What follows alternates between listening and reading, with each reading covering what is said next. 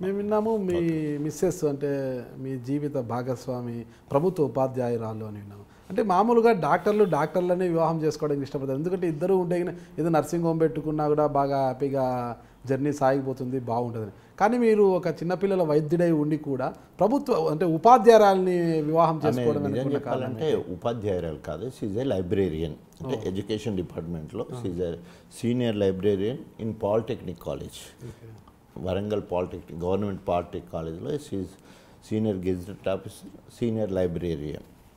So మేము struggle for existence,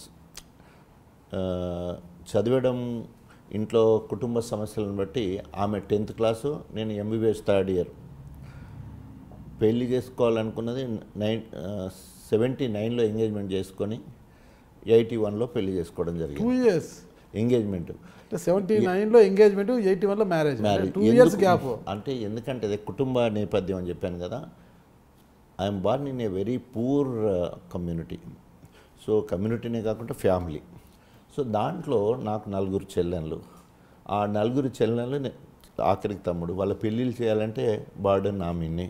so ఆ రకంగా 79లో, అంతకుముందు 73లో ఒక చెల్లె పెళ్లి చేస్తాం. నేను ఐ వాజ్ 8th క్లాస్.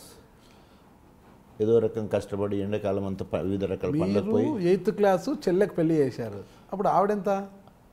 ఆమె 8th క్లాస్ అంటే ఆమె 6th. ఆమె బాల్య వివాహాలు, నాకే బాల్య వివాహం అయింది, ఇంకా వాళ్ళకి కదా. So she uneducated. మా చెల్లె నా తర్వాత, మా కుటుంబం చాలా నేపథ్యం చాలా బెదిరికమైన దానికి. నా తర్వాత 2 చెల్లెళ్ళు కూడా చదువుకోలే.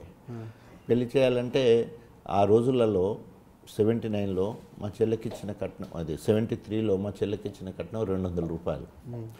నేను 200 రూపాయలు ఎండాకాలం అంతా కష్టపడి మా చెల్లె కట్నం ఇవ్వడానికి ప్రయత్నం చేస్తే, మా నాన్న పెళ్ళికి భోజనం ఖర్చులు, ఆ ఖర్చులు ఈ ఖర్చులు వెళ్ళేది మా నాన్న.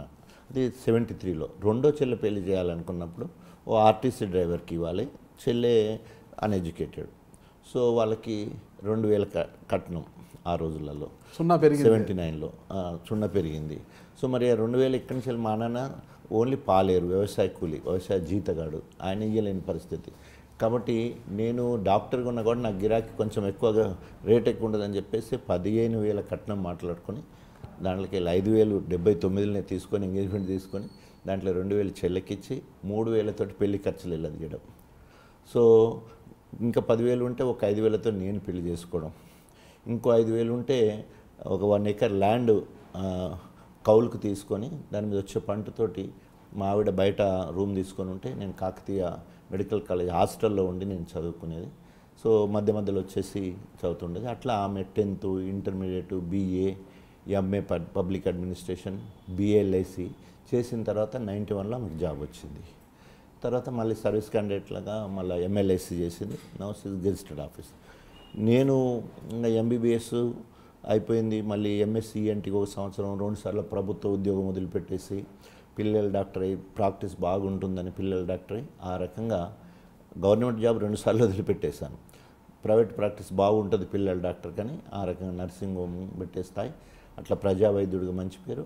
అక్కడి నుంచి ప్రజానాయకుడిగా ఎదగటానికి అవకాశం వచ్చింది. అది ఇక్కడ వరకు లాక్క రావడం జరిగింది.